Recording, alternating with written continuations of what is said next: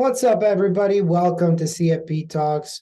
I am Joe Nissim, and always with me is the incomparable, the man with the best hair, my brother from another mother, Mr. David Fuchs. What's up, David? That's a big compliment. Best hair. Hey, you got great hair, bro. I mean, I hope you got those good hair genetics in your family where they don't go away. I really hope I do too. Does your dad still have his hair? He does. He's 62, 62, and he has all of his hair like jet black and people think he dyes it or what. I know he doesn't because he is just not that type of guy. So I'm hoping I have those genes at least for my hair. Not for everything on my dad's side, but definitely the hair. Definitely there. I mean, you got that like Vidal Sassoon shiny hair look, man. So like you're just good hair days. Yeah. Let's talk about something today, which is, we're talking about some common exam mistakes. And we've been doing it over the past couple of shows. Yeah. We talked about emptying your cup. We've talked about underestimating the exam. There's a more subtle nuance to this. And I was really happy when you and I were talking about it and we were creating our notes for our show today. And you wrote it down, and as soon as you wrote it down, I was like, yeah, definitely. The overestimating your speed. What was like when you wrote this down, what was going through your head that kind of make you think about this? Because this is kind of a really more subtle, nuanced thing that most people wouldn't think of. Even when you think about like where did I mess up my studying if you take the exam and fail, this is not one that necessarily comes up as often. Most people say, I don't know the material, or I didn't study enough, or I could be studying more, I could have done more, I could have done this, I could have done this. But nobody goes, I wish I slowed down. What was going All through right. your All right. I'm going to analogize this to something that a lot of people that take this exam or work in the industry can probably relate to. Okay. And it is the talent level at speed at which people think that they can get good at golf. Okay. I and I'm guilty of it too, to be honest with you. But a lot of people are weekend or just started, you know, they think and they want to get really good really quickly because it's something cool to be good at, whatever. But they'll all of a sudden think that they could start playing from the back tees, or they start thinking that they can hit certain shots, or they start thinking that they can play at a certain level. And the fact of the matter is that they're slash me, we're not there yet at that point. And I think that they think that they can get really good really fast. Hmm. And like for example, like I'll use an example of someone that goes to the course. They think that they could play a really tough course, or they could play from the back tees, which are called the tips. And because they think that they're at that level, and they probably on a tough course playing from the back will end up getting, is it getting their clocks cleaned? What's the right term? Yeah, getting your clocks cleaned. I like that. I have Yeah. other ones, but they're not appropriate for LinkedIn. Yeah, they'll probably end up getting your clock clean, and it's gonna be a tough day. And I feel like it's the same way because these are both learning how to play golf, learning the CFP are both extremely difficult things to be good at and master and get to a certain point one day. And I just feel like people think that they can learn this stuff and master it a lot quicker than they actually can. Right. And that is obviously one of the mistakes that you and I both talk about, frequently is that's where you are going to trip yourself up because you're going to think you're going to think you're better than you are. And then when you get in to take a mock exam, or if we get in to take the actual exam, you're going to get your clock clean. Right. Yeah. And I think there's two things going on. I think number one, you're studying with your ego. And so when you study with your ego, that's most often when you're you get mauled without even knowing that's a possibility because you're just like, no, there's no way. There's no way I fail this test. There's no way. There's no way. There's no way. I can get it done. I can get it done. I can get it done. I can get it done. But, if you think about something like playing golf, like you look at Tiger, or you look at all those golf pros, and nobody looks particularly like a physical specimen, right? And so you kind of get this idea in your head that like, oh, these guys look like normal people, so if they can do it, then I can probably get pretty good pretty quick. And golf is a skill, truthfully a skill. Like it is a skill game. And I think that's why like you watch like Jordan and Steph Curry, or even like the way that the sport has grown, like with so many people playing, like there is nothing to me that is more humbling than watching like somebody who is half as strong as me at the gym go in and absolutely crack a ball like 400 or 2 or 300 yards, 300. Yeah, like two or three, like two. Yeah, like let's call And, 300 yards. Yeah, and I'm just like, my yeah. 400 would 125, be and like I'm Happy like, Gilmore. oh yeah, I'm like my 100 yard, my 90, 100 yard at Top Golf, and I'm so happy. And I'm like, because it is a game of skill, A right? 100%. And it's not just a game of skill. It's a skill that needs to be learned and done many, many, many, many, many times before Right. you can be what I consider to be like good. Yeah, because you got to build that muscle pathway. You got to build that connection, that Yep, neurological connection between mind a and hundred body. percent. 100%. And And it takes time. And it takes time. And a lot of people, and I'll say I'm guilty of it too.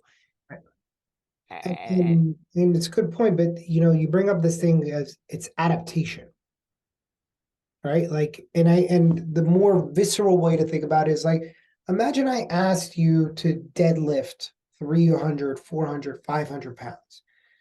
You know, if you go in there with your ego, you try that on day one and you end up blowing out your back, right? yeah, And if you're my, like, I my can back do just hurt.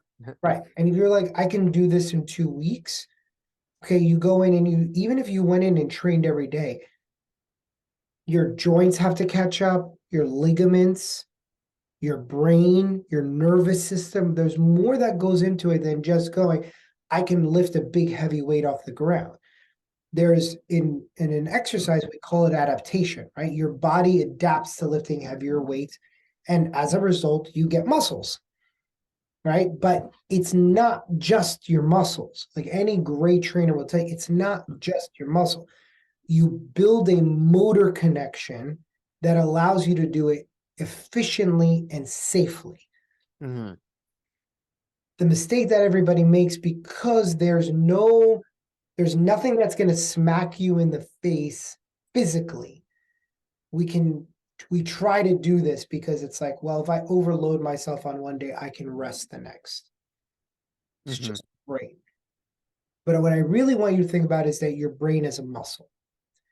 Okay. Can you run like what we're asking you to do is run a 5 minute mile? Could you go out and run a 5 minute mile today? Maybe if you're really, really, really good at running. But then could you do it 2 days in a row? Could you do it 3 days in a row? You do it a week in a row. That's what we're asking you to do with this exam. And if you're going to build something that's going to be sustainable, you need the time to do it. You need to build those connections, because we all know, David, learning is a what process? Messy. It is messy. It takes time to build those connections. Sometimes you get it, you feels like you get it, and sometimes you're like, oh my God, I don't understand anything. Yeah. Come back the next week and you're like, whoa, I'm starting to get this. Mhm. And it's this bit of a roller coaster, right? And so if you're going in there and you're trying to get this done as fast as possible, you're not allowing time for connections. You're not allowing time for your brain to pick up on things. There are times that I have worked on a concept, worked on a concept, worked on a concept, left it alone for 2 weeks, come back, and now I understand it. I'm like, I don't Good. understand what Yeah. just happened. Yeah. You Well, know, sometimes you need to just like clear your head and just take a break from it and come back completely fresh. Exactly. And that's the secret. It's not even, you didn't even do anything different. All you do is just take the time away.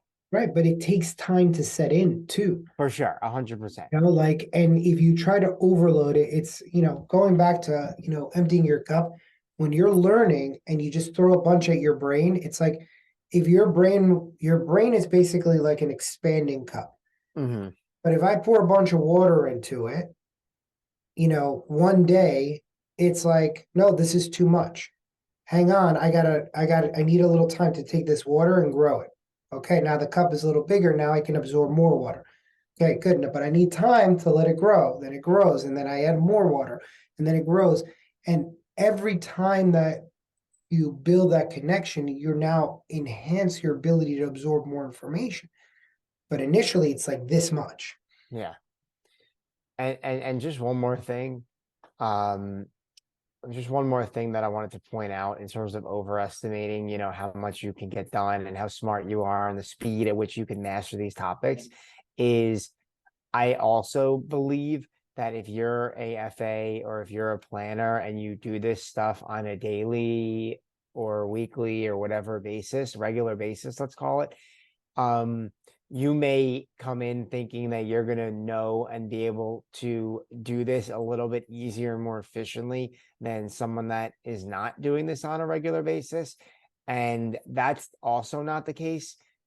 I think that taking this exam and applying them towards, very difficult questions written by the CFP board is significantly different than applying them to everyday experiences with your clients.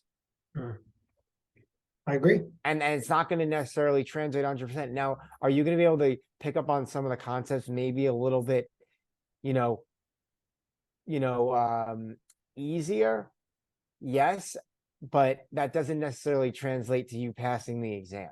I for CFP, the investment portion was by far the easiest because that's what I did day to day.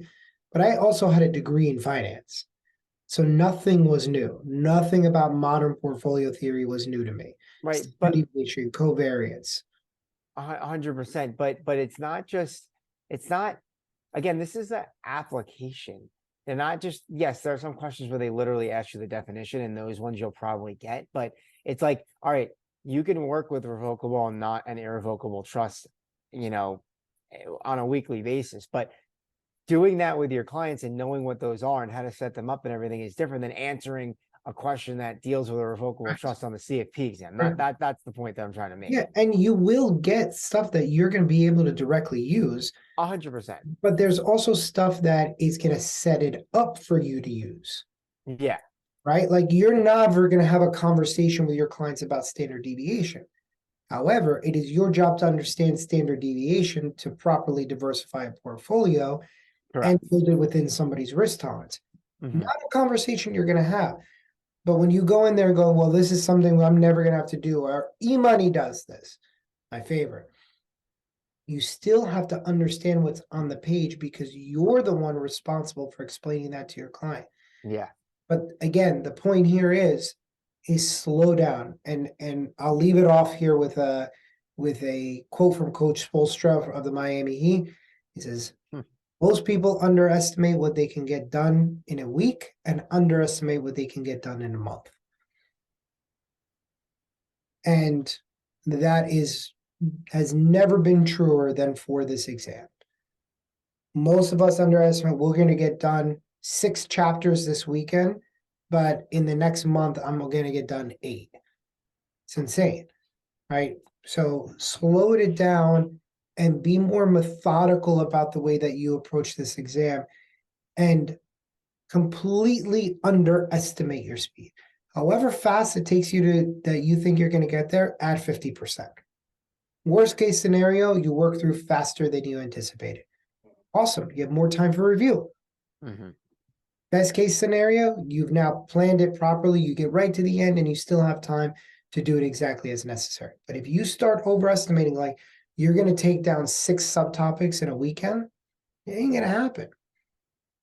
You're going to get stuck somewhere. And especially when you're getting into the material that you don't deal with day to day, it's new vocabulary, it's new verbiage, it's new calculations, it's new rules, it's facts, it's figures. It's just stuff that you're unfamiliar with. And to learn stuff that you're unfamiliar with takes time. And that's what I'll leave you off on. Any final thoughts? No, No, just we touched on everything. No, we touched on everything. nailed I it. think we nailed it. One take done. Boom. One take done, boom. All right, everybody. As always, comments, concerns, questions, hit us up on LinkedIn, or you can email David or myself at our NISM tutoring email, and we'll see you guys very soon.